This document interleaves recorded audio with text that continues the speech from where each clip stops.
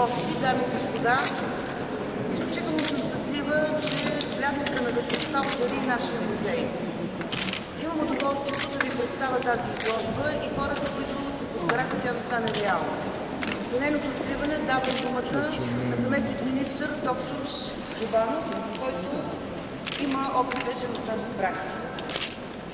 Скъпи приятели, уважаеми колеги, скъпи гости, действително това е един много приятен повод в Националния археологически институт с музей Кампан да представим заедно тази невероятна изложба, която е плод на няколко годишните усилия на един екип, който работи по възможно най-високите критерии, в най-добрите световни практики, който успя и всички трудности, които, за съжаление, съпътстват винаги едно такова голямо дело, успя да разкопае успешно на уникална тракийска гробница, едно съоръжение, което роди за българското общество тези културни ценности, които сега са край нас.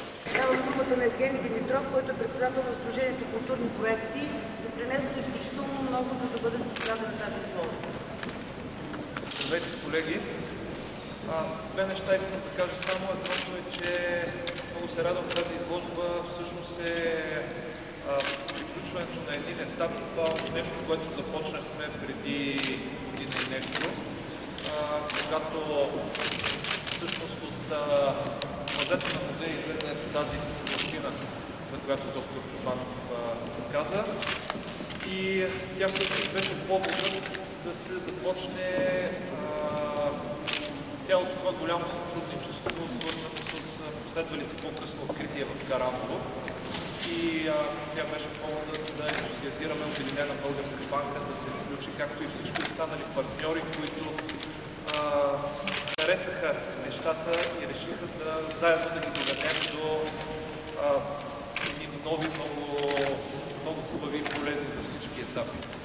Аз не съм откривател на тази колата. Вярно е, че ние открихме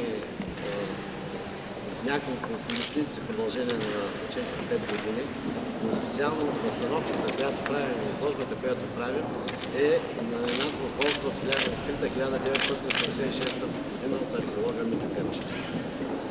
Просто дойде времето в момента да бъде възстановена и реконструирана.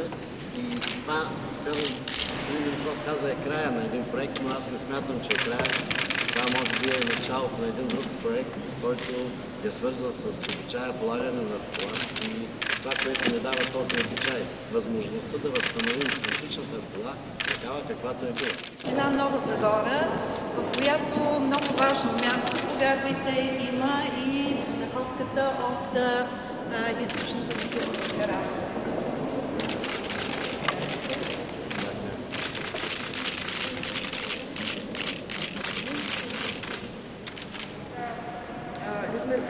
Людмил Каравасилев, който е менеджер по спонсорство и връзки с обществеността на ОББ.